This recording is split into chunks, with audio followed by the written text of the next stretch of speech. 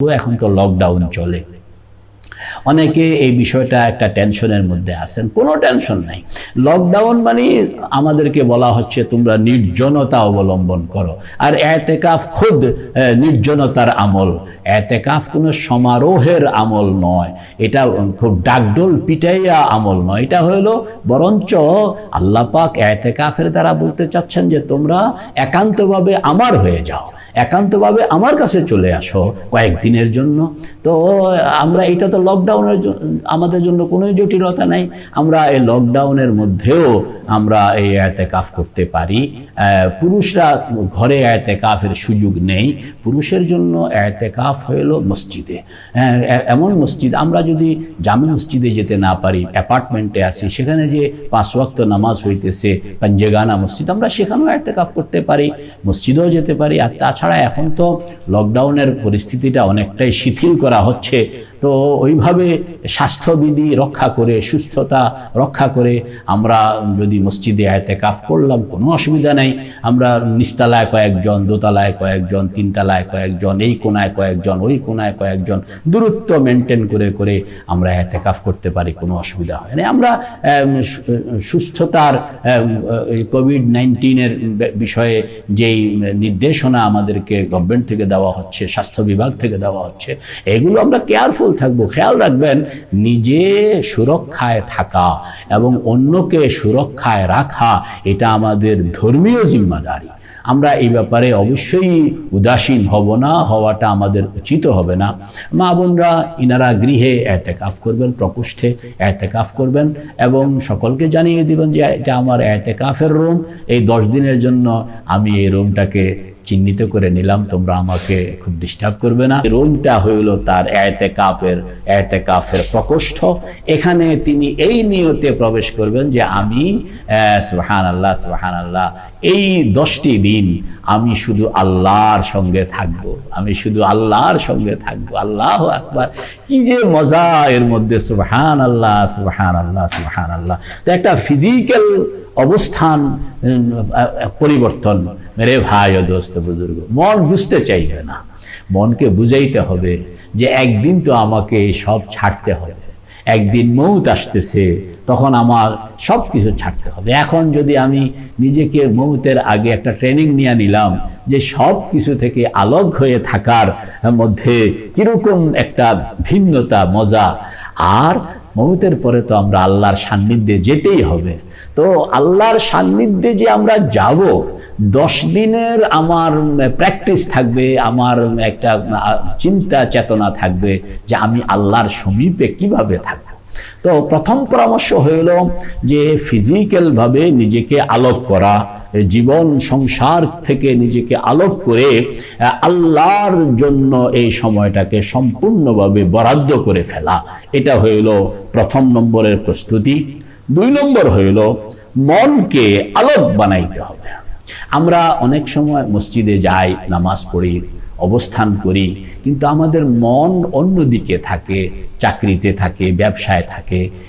এতেকাফের এই সময়টার জন্য আপনি সার্থক এতেকাফ হবে, সফল এতেকাফ হবে যে আপনি মনকে বলবেন যে তুমি এখন আলোক, তোমার ধ্যান কল্পনা সব সময় আল্লাহর সঙ্গে লাগা থাকবে। আল্লাহর সঙ্গে কিভাবে আল্লাহর সঙ্গে লাগা থাকবো? আমাদের বুজুর্গরা বলেন যে তুমি মুরাকাবার হালতে থাকো, যে তোমার সামনে মৌত আসতেছে, আমার মৌতটা কিভাবে আসবে, মৌতের ফিকিরটা আপনি করতে থাকবেন। তখন দেখবেন যে আপনি সম্পূর্ণ যে মালাকুল মৌতের সঙ্গে আপনার কিভাবে দেখা হচ্ছে, ফেরেশতারা কিভাবে আসতেছে, আপনার রূহটা কিভাবে আলোক হইতেছে, এবং এই রূহটাকে নিয়ে যাওয়ার জন্য ফেরেশতাদের প্রস্তুতি কিরকম, আমলগুলো তখন আপনার সামনে কিরকমভাবে ফুটে উঠতেছে। আপনার সামনে জান্নাতের দুয়ার খোলা হচ্ছে মৌতের পূর্বক্ষণে, জাহান্নামের দুয়ার খোলা হচ্ছে। এই জিনিসগুলো হাদিসে পাকের মধ্যে আল্লাহর হাবিব যেভাবে একজন মুমিন বান্দার মৃত্যুকালীন অবস্থাগুলো হাদিসে পাকের মধ্যে পার্টে পার্টে বলা আছে। আপনি এগুলো শুধু ধ্যান কল্পনার মধ্যে আনবেন, এবং কল্পনার মধ্যে আপনি কোনো বই পড়তে পারেন এই বিষয়ে লেখা, দেখবেন যে আপনি একটা ভিন্ন জগতের মধ্যে ঢুকে গেছেন। এই যে ভিন্ন একটা জগতের মধ্যে মৌত সংক্রান্ত ধ্যান কল্পনা, আবার কবর সংক্রান্ত ধ্যান কল্পনাগুলো আপনি করতে থাকুন। কবরে কত মানুষ, আপনার পূর্বেকার লোকেরা আছে, পরের লোকেরা আসতেছে, আপনি যাবেন, যারা গিয়েছেন তারা কিভাবে আছেন, তো যারা আল্লাহওয়ালা তাদের অবস্থা কি, যারা এরকম বদকার ছিল তাদের অবস্থা, এইগুলো আপনি ধ্যান কল্পনা নিয়ে আসতে থাকুন। তখন দেখবেন যে আপনি সারাক্ষণ আল্লাহর সমীপে। সুবহানাল্লাহ, সুবহানাল্লাহ। কবরের মাসলা আছে, হাসর, মিজান, ফুলসিরাতের মাসলা আছে, এগুলো পার্টে পার্টে আপনি মুরাকাবা করতে থাকবেন। তারপরে আল্লাহ পাকের আরশ, কুরসি, তারপরে আরশের উপরে জিলাল, এর উপরে সিফাত, এর উপরে আসমা, এর উপরে ওয়ারাউল ওয়ারা, সুম্মা ওয়ারাউল ওয়ারা, যেগুলো আমরা মুরাকাবাতের মধ্যে তালিম দিয়ে থাকি। এবং ওই যে মালায়ে আলা ফেরেশতাদের অবস্থান, জিবরিল, মিকাইল কোথায় আছে, আল্লাহর হাবিবের শান কোথায়, সুবহানাল্লাহ, সুবহানাল্লাহ।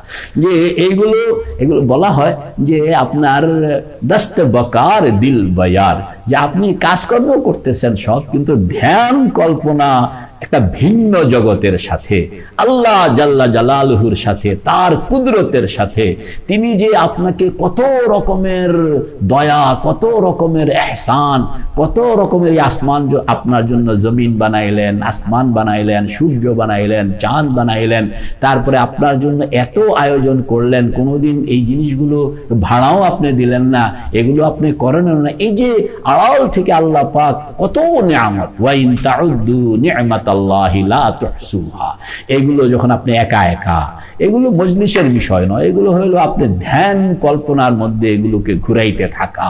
এটাই হইল মুরাকাবার মূল রূহ।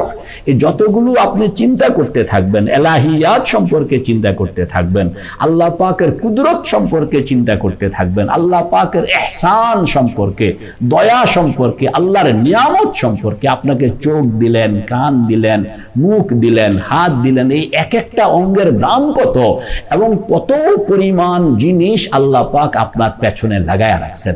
এক একটা নিয়ামতকে আপনি চিন্তা করবেন এবং শুকর আদায় করতে থাকবেন, আলহামদুলিল্লাহ, আলহামদুলিল্লাহ।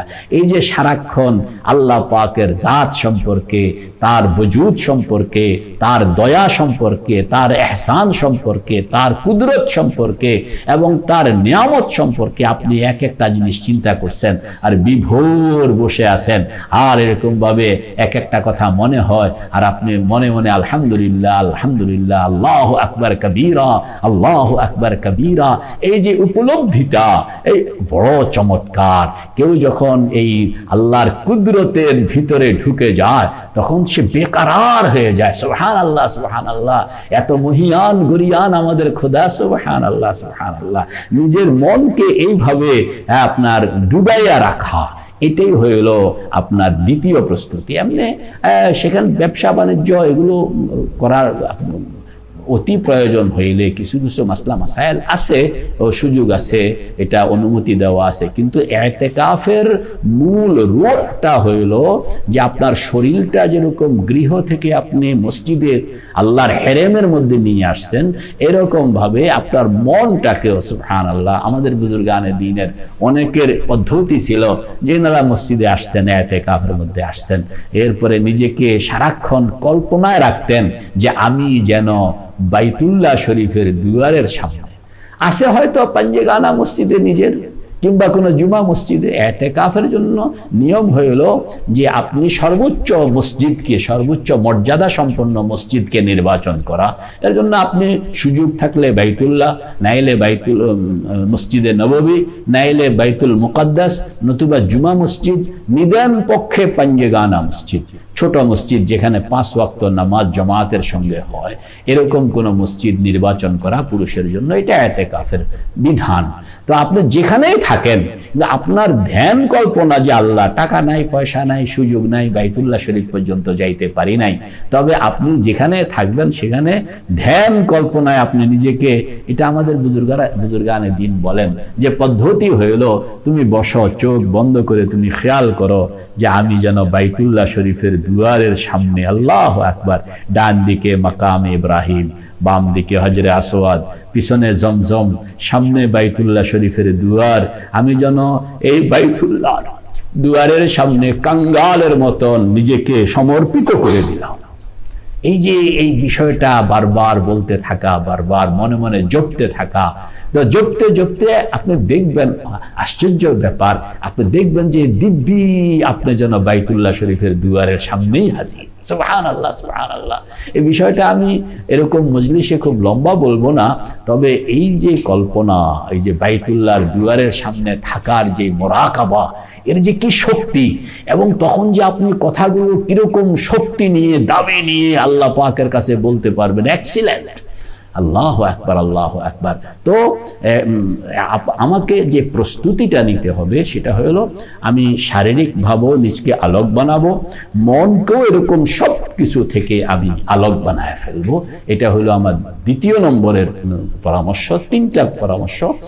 এর দ্বিতীয় পরামর্শ হলো মনকে একান্তভাবে আল্লাহর জন্য, একান্তভাবে আল্লাহর জন্য, একান্তভাবে আল্লাহর জন্য সমর্পিত করে দেওয়া। দিতে হইলে কিছু পরামর্শ, আপনি প্রয়োজনে কোনো বইপত্র পড়বেন, এই ব্যাপারে আপনি যেন শক্তি নিতে পারেন, আপনি যেন কাজটা সুন্দর করতে পারেন। হ্যাঁ, সময় সুযোগ সব সময় আসে না, বিশেষ করে আমাদের যাদের বয়স হয়ে গেছে, 60 বছরের বেশি যাদের বয়স হয়ে গিয়েছে, এই উম্মতের হায়াত হইল বাইনা 60 ওয়া 70, 60 থেকে 70। তো আমরা তো বেশি দিন থাকবো না। তো আমরা এক একটা ইতিকাফকে আল্লাহ পাকের কত ঘনিষ্ঠতায় নিজেকে নিয়ে যেতে পারি। আপনি যত চেষ্টা করবেন, যত অগ্রসর হবেন, আল্লাহ তার চেয়ে বেশি আপনার দিকে অগ্রসর হবেন। এক সময় পর্দা খুলে যাবে এবং আপনার চোখে অনেক কিছু আপনি দেখবেন। তখন আপনার ভিতরে এমন খুশি চলে আসবে যে রহমানুর রহিম, তুমি এত দয়াময় আমার জন্য। আল্লাহু আকবার। এই জন্য মেরে ভাই ও দোস্ত বুজুর্গ, মনটাকে খুব প্রস্তুত করতে হবে। 3 নম্বর বিষয় যেটা এই ইতিকাফ ওয়ালাদের জন্য আমাদের প্রস্তুতিমূলক, আমি যে কি কাজ করব, 3 নম্বর বিষয় হইল যে আপনাকে তখন শরীয়তের মাসলা মাসাইলের ক্ষেত্রে খুব বেশি কেয়ারফুল হইতে হবে। কারণ আপনি একটা অতি ঊর্ধ্বের একটা উচ্চতর লেভেল আপনি এখন হ্যান্ডেল করছেন। আর বন্দা যত উপরে যায়, যত উচ্চতর লেভেলে সে পৌঁছে, তার দায়িত্ব তত বেড়ে যায়, তাকে তত বেশি সাবধান থাকতে হয়। এজন্য ইতিকাফওয়ালাদেরকে খুব খেয়াল রাখতে হবে যে কোনো সগীরা গুনাহ, কোনো কবিরা গুনাহ যেন ঘটে না যায়। এটা খুব কেয়ারফুল থাকতে হবে। এই 10 দিন আমি কোনো সগীরা গুনাহ, কোনো কবিরা গুনাহ, চোখের গুনাহ, কানের গুনাহ, তার মুখের গুনাহ, কোনো গীবত, কোনো শিকায়েত, কোনো খারাপ জিনিস দেখা, কোনো খারাপ কথা বলা, আমি গুনাহ থেকে, সগীরা থেকে, কবিরা থেকে, শিরক থেকে, বেদাত থেকে, হর কিসমের গুনাহ থেকে আপনাকে এই টাইমটা, এই সময়টা, এই অবস্থানটা, আপনার স্ট্যান্ডার্ডটা তখন অনেক উচ্চতর স্ট্যান্ডার্ড। আপনি খেয়াল করুন যে অ্যাক্সিডেন্ট, যে ঠেলাগাড়ির অ্যাক্সিডেন্ট, এটাতে তেমন কোনো ঝুঁকি নাই, কিন্তু কেউ যদি বিমানের অ্যাক্সিডেন্ট হয়, যদি রকেটের অ্যাক্সিডেন্ট হয়, তাইলে কিন্তু সেখানে অনেক বড় ধরনের ভয়াবহ কাণ্ড ঘটে যাবে। আপনি তো এখন বিমানের যাত্রী, বরঞ্চ আপনি এখন রকেটের যাত্রী। আর এই রকেটের যাত্রীকে খুব কেয়ারফুল হইতে হবে। সাধারণ ছোট্ট একটু ত্রুটির কারণে একটা বড় ধরনের অ্যাক্সিডেন্ট হয়ে যেতে পারে। এজন্য যারা ইতিকাফে থাকেন, এনাদেরকে খুব কেয়ারফুল থাকতে হয় যে কোনো রকমের গুনাহ যেন আপনাকে স্পর্শ করতে না পারে। 2 নম্বর হইল শরীর কিংবা মনকে অন্য কারোর দিকে আপনি অন্য কোনো খেয়ালে নেওয়াটা তখন বড় ধরনের অপরাধ গণ্য হবে। আপনি রাজাধিরাজের দরবারে গেলেন, অথচ তখন আপনি অন্যমনস্ক, সুবহানাল্লাহ, সুবহানাল্লাহ, এটা বড় ধরনের অপরাধ গণ্য হয়ে যাবে। এই জন্য আপনাকে খুব কেয়ারফুল থাকতে হবে, মনকে আল্লাহর সঙ্গে লাগায় রাখতে হবে, কোনো গুনার চিন্তা নয়। সব সময় আল্লাহর বড়ত্ব, আল্লাহর কিবরিয়াই, আল্লাহর মহানত্ব, আল্লাহর যে রহমত, আল্লাহ পাকের নিয়ামত, হ্যাঁ, আল্লাহ পাকের কুদরত, হ্যাঁ, এইগুলোর ধ্যান কল্পনা, এর মধ্যে আপনি নিজে সম্পূর্ণভাবে ডুবে থাকা, মনকে অন্য কারোর সঙ্গে না লাগানো চাই। আর 3 নম্বর হইল নিজের ভিতরে একটা প্রফুল্লতা রাখতে হবে, যে আল্লাহ বড় শুকর আদায় করি, কোথায় ছিলাম, কোথায় আসলাম, কোথায় আমাকে তুমি নিয়ে আসছো, এখন আমার চিন্তার জগতে আমি কি দেখতে পাচ্ছি, মনন জগতে আমি কি খুঁজে পাচ্ছি। তোমার রহমত, তোমার বরকত, তোমার কুদরতের প্রভাব যেন আমার তনু মনকে ভাসিয়ে দিচ্ছে, এবং এটা প্রফুল্লতা, একটা আনন্দ।